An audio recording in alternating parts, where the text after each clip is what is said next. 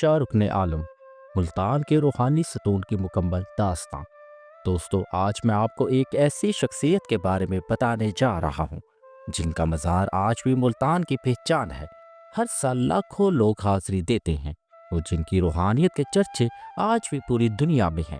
یہ کہانی ہے ایسے بزرگ کی جنہوں نے اپنی زندگی میں 52 برس تک لوگوں کو اللہ کے راستے پر چلایا، جن کے بارے میں کہا جاتا ہے کہ انہوں نے سجدے کی حالت میں آخری سانس لی، اور جن کا نام سن کر آج بھی کروڑوں دلوں میں محبت اور عقیدت کی لہر دوڑ جاتی ہے۔ تو چلیے آج ہم جانتے ہیں حضرت شاہ رکن عالم کی مکمل اور حیرت انگیز داستان حیات۔ لیکن اس سے پہلے کہ ہم آگے بڑھیں، اگر آپ روحانی شخصیات، تاریخی واقعات اور حقیقی کہانیوں میں دلچسپی رکھتے ہیں تو ہمارے چینل کو ضرور سبسکرائب کریں اور بیل آئیکن کو دبا دیں تاکہ آپ کو ایسے ہی معلومات افزا ویڈیوز کی اطلاع ملتی رہے۔ اور ہاں، ویڈیوز کو لائک کرنا نہ بھولیں اور کمنٹ سیکشن میں ضرور بتائیے گا کہ آپ کو یہ کہانی کیسی لگی۔ تو چلیے شروع کرتے ہیں۔ دوستو، تاریخ 26 نومبر 1251 عیسوی تھی۔ اسلامی کیلنڈر کے مطابق 9 رمضان المبارک 649 ہجری کا دن تھا اور دن جمعے کا تھا۔ ملتان کے مشہور صوفی بزرگ شیخ بہاؤالدین ذکریہ ملتانی کے گھر میں خوشیوں کی لہر دوڑ گئی، لیکن یہ خوشی ان کے اپنے گھر میں نہیں بلکہ ان کی بیٹی بی بی راستی کے ہاں تھی۔ بی بی راستی کوئی عام خاتون نہیں تھی، وہ فرغانہ کی شہزادی تھی اور ان کا نکاح پیر صدر الدین عارف سے ہوا تھا جو خود ایک عظیم صوفی بزرگ تھے۔ اس دن جو بچہ پیدا ہوا اس کا نام رکھا گیا شیخ رکن الدین ابو الفتح، لیکن دنیا انہیں ایک خاص نام سے جانتی ہے، شاہ رکن عالم، یعنی دنیا کا ستون۔ اب سوال یہ ہے کہ انہیں رکن عالم کیوں کہا گیا؟ اس کے پیچھے ایک گہری حکمت ہے۔ دیکھیے، رکن کا مطلب ہوتا ہے ستون اور عالم کا مطلب ہوتا ہے دنیا، یعنی وہ شخص جس پر دنیا کی روحانیت کا بوجھ ٹکا ہوا ہو اور جو لوگوں کو سہارا دے، جو رہنمائی کرے۔ اور واقعی آنے والے برسوں میں یہ نام بالکل درست ثابت ہوا۔ دوستو، آج ہم شاہ رکن عالم کے خاندان کے بارے میں بات کرتے ہیں تو یہ کوئی عام خاندان نہیں تھا۔ یہ روحانیت کی ایک ایسی خانقاہ تھی جہاں علم، تقوی اور اللہ کی محبت کا دریا بہتا تھا۔ ان کے نانا شیخ بہاؤالدین ذکریہ ملتانی اس وقت بر صغیر کے سب سے بڑے صوفی بزرگوں میں سے ایک تھے۔ ان کی شہرت دور دور تک پھیلی ہوئی تھی۔ سلطان اور التمش جیسے بادشاہ بھی ان کی عزت کرتے تھے۔ ان کی خانقاہ میں ہر وقت علم کی محفلیں سجی رہتی۔ ان کے والد پیر صدر الدین عارف بھی اپنے وقت کے ایک عظیم صوفی بزرگ تھے۔ وہ سہروردیہ سلسلے کے ایک اہم رکن تھے اور لوگوں کی روحانی تربیت کرتے تھے۔ اور ان کی والدہ بی بی راستی، جیسا کہ میں نے بتایا، فرغانہ کی شہزادی تھی، ایک پڑھی لکھی، نیک اور پرہیزگار خاتون جنہوں نے اپنے بیٹے کی تربیت میں کوئی کسر نہیں چھوڑی۔ تو یہ تھا وہ ماحول جس میں شاہ رکن عالم نے آنکھ کھولی، ایک ایسا گھر جہاں صبح اٹھتے ہی قرآن کی تلاوت کی آواز آتی، جہاں دن میں علم کی محفلیں ہوتی اور رات تہجد کی نماز میں گزرتی۔ دوستو، اب میں آپ کو کچھ ایسے واقعات سناتا ہوں جو شاہ رکن عالم کے بچپن سے متعلق ہے۔ یہ واقعات اس بات کی گواہی دیتے ہیں کہ بعض لوگ بچپن سے ہی خاص ہوتے ہیں۔ ان میں کچھ ایسی روشنیاں ہوتی ہیں جو دوسروں سے مختلف ہوتی ہیں۔ جب شاہ رکن عالم کی وفات ہوئی تو ان کی قبر پر ایک سادہ سا مزار بنایا گیا، لیکن یہ وہ شاندار عمارت نہیں تھی جو آج ہم دیکھتے ہیں۔ دوستو، جہاں ایک دلچسپ تاریخی موڑ آتا ہے۔ 1320 عیسوی میں دلی میں غیاث الدین تغلق سلطان بنا، جو ایک طاقتور حکمران تھا اور اسے تعمیرات کا بہت شوق تھا۔ کہا جاتا ہے کہ اس نے ملتان شریف میں اپنے لیے ایک شاندار مقبرہ تعمیر کروانا شروع کیا۔ یہ تعمیر 1320 عیسوی سے 1324 عیسوی تک جاری رہی۔ یہ مقبرہ واقعی لاجواب تھا، سرخ اینٹوں سے بنا، نیلی ٹائلوں سے سجا، 8 کونوں والا اور ایک خوبصورت گنبد کے ساتھ۔ لیکن قسمت کو کچھ اور ہی منظور تھا۔ 1325 عیسوی میں غیاث الدین تغلق کا انتقال ہو گیا اور اس کا بیٹا محمد بن تغلق سلطان بنا۔ محمد بن تغلق ایک عجیب شخصیت تھا، بہت پڑھا لکھا، اس کے فیصلے اکثر عجیب ہوتے تھے۔ 1330 عیسوی میں اس نے ایک حیرت انگیز فیصلہ کیا۔ وہ مقبرہ جو اس کے باپ نے اپنے لیے بنوایا تھا، محمد بن تغلق نے وہ شاہ رکن عالم کے خاندان کو دے دیا۔ کیوں؟ اس کی مختلف وجوہات بتائی جاتی ہیں۔ کچھ کہتے ہیں کہ اسے ایک خواب آیا، کچھ کہتے ہیں کہ شاہ رکن عالم کی روحانیت سے متاثر تھا، کچھ کہتے ہیں کہ یہ سیاسی وجوہات تھی۔ جو بھی وجہ تھی، نتیجہ یہ ہوا کہ شاہ رکن عالم کی قبر کو اس شاندار عمارت میں منتقل کر دیا گیا۔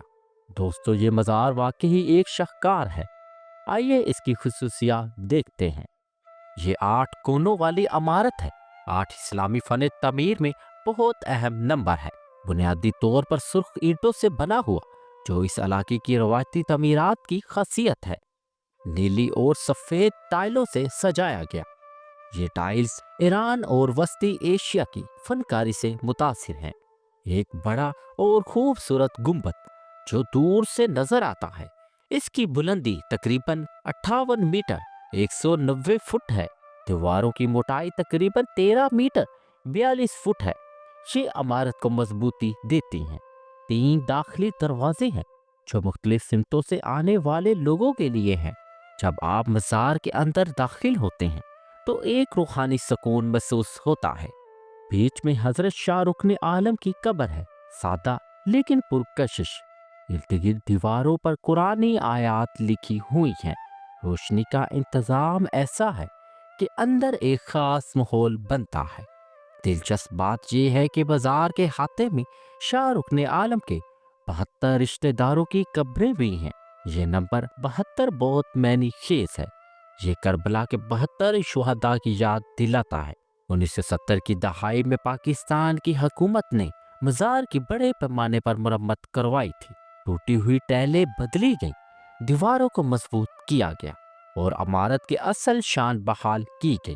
آج یہ مزار یونیسکو کی عارضی فہرست میں شامل ہے، یعنی مستقبل میں یہ عالمی ورثہ قرار پا سکتا ہے۔ یہ مزار صرف ایک عمارت نہیں، یہ اسلامی فن تعمیر کا ایک شاہکار ہے۔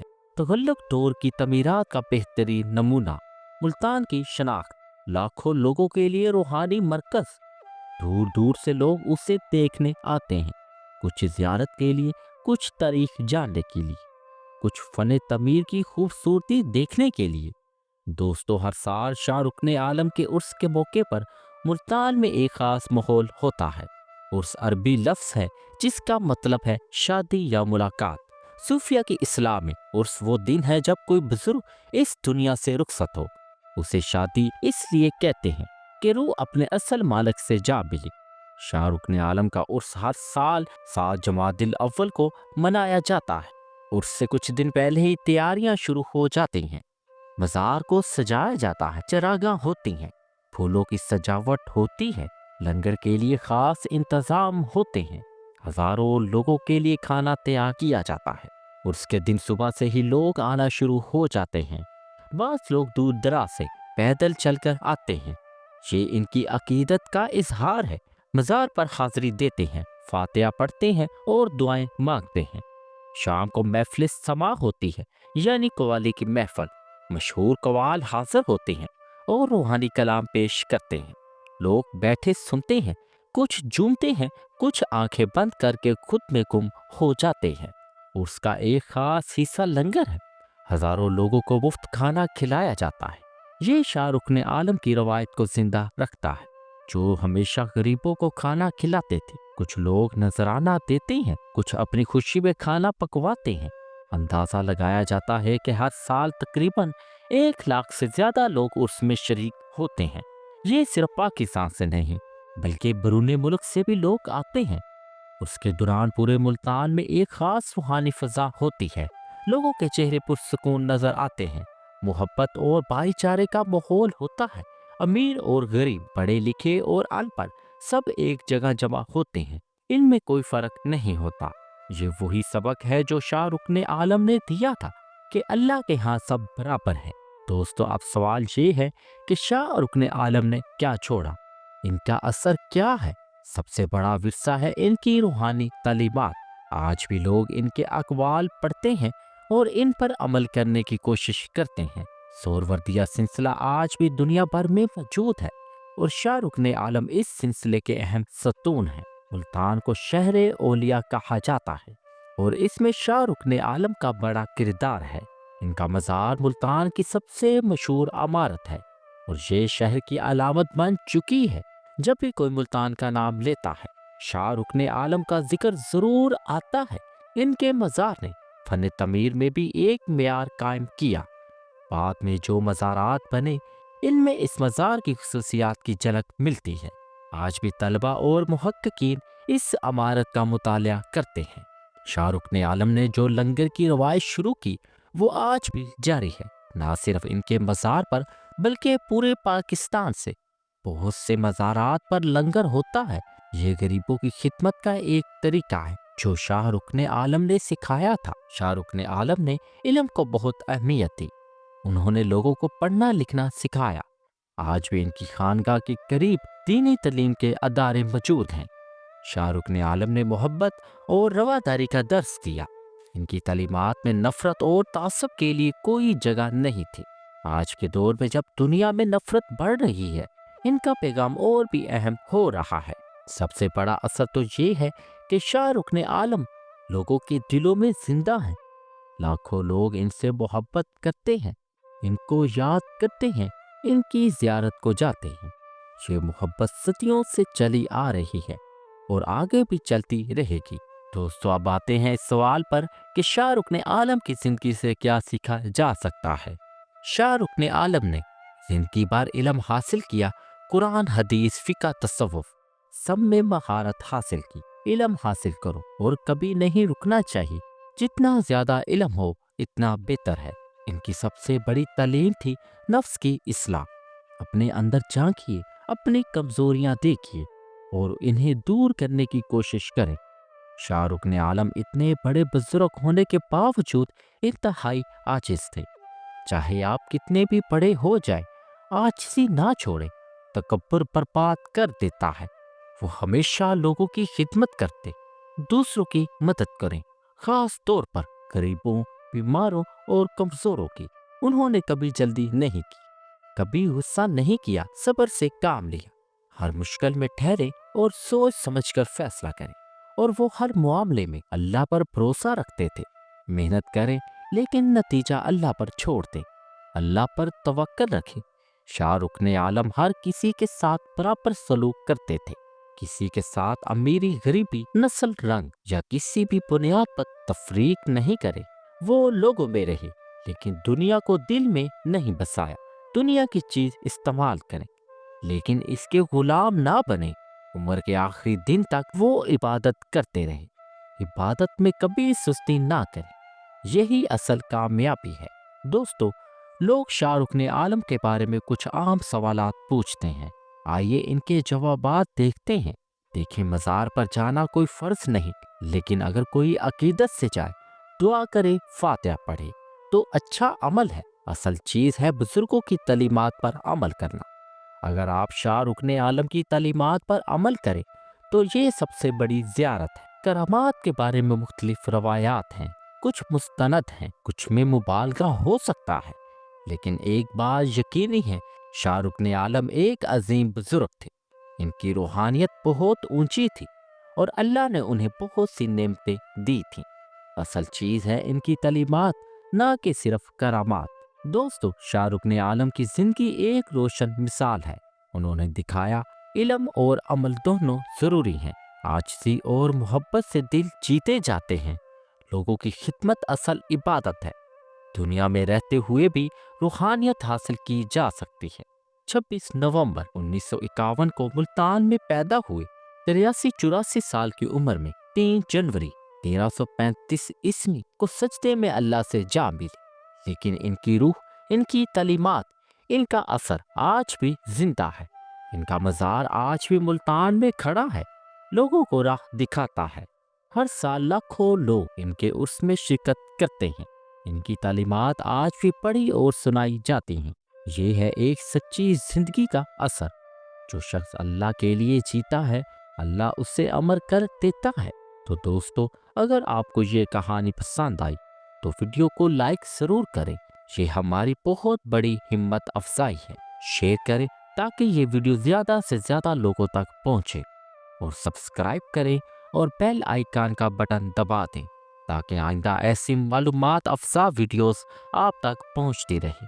اور کمنٹ میں ضرور بتائیں کہ آپ کو یہ کہانی کیسی لگی۔ کیا آپ نے کبھی شاہ رکن عالم کے مزار کی زیارت کی؟